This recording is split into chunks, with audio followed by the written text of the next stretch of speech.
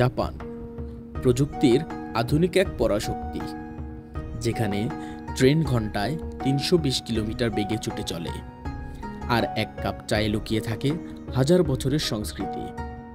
এই দেশ শুধু অ্যানিমে, সুশি আর চেরি ব্লজমের জন্য বিখ্যাত না, এখানে লুকিয়ে আছে এক অদ্ভুত ইতিহাস, এক যোদ্ধাদের যুগ। এদের বলা হয় সামুরাই। আর সেই ইতিহাসের জীবন্ত সাক্ষী এক দুর্গ হল হিমজি ক্যাসেল। জাপানের সবথেকে সুন্দর এবং সবচেয়ে নিরাপদ দুর্গগুলোর মধ্যে হিমজি ক্যাসেল অন্যতম।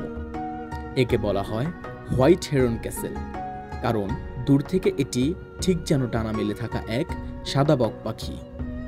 হিমজি ক্যাসেলের গল্প শুরু হয় ১৩৩৩ সালে। তখন ছিল সম্রাট গো তাইকোর সময়। সেই সময়ের একজন সামন্ত নেতা আকামাতাসু নোরিমুরা এই জায়গাটায় প্রথম একটি দুর্গ তৈরি করেন।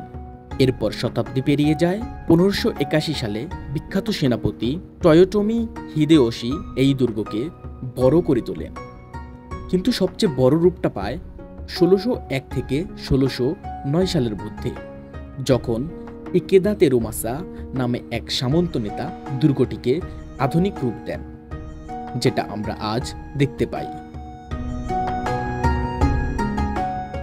এই দুর্গটি এমনভাবে তৈরি যে বহুবার ভূমিকম্প, যুদ্ধ, এমনকি দ্বিতীয় বিশ্বযুদ্ধের সময় বোমা দেখেও এটি অক্ষত থেকেছে।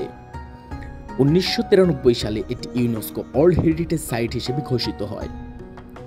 হিমজি ক্যাসেল শুধু সুন্দর নয়, ভয়ঙ্কর নিরাপদও। এর গঠন এমনভাবে তৈরি করা হয়েছিল যেন কোনো শত্রু প্রবেশ করতে না পারে। ৮৩টি ভবন নিয়ে তৈরি এই দুর্গে আছে অনেকগুলো গেট, গোপন সিঁড়ি, খাঁজকাটা দেয়াল আর গোলকধাঁধার মতো পথ। শত্রু যদি একবার ভিতরে ঢুকে পড়ে তাহলে তারা সহজে কোথাও পৌঁছতে পারত না, এতটাই জটিল ছিল এই কাঠামো। দুর্গের ছাদগুলো সাদা রঙের হোরাই গাওয়া নামের টাইলস দিয়ে মোড়ানো ছিল, যা আগুন প্রতিরোধ করে। এছাড়া প্রতিটি দেয়ালে আছে আগ্নেয়স্ত্র ছোঁয়ার মতো ছোট ছোট ফোকর। হিমজি দুর্গ শুধু এক রাজপ্রাসাদ ছিল না, এটা ছিল সামুরাইদের দুর্গ। এখানে যারা থাকতেন তারা নিয়মিত প্রশিক্ষণ নিতেন তলোয়ার, তীর আর বিভিন্ন যুদ্ধ কৌশলে।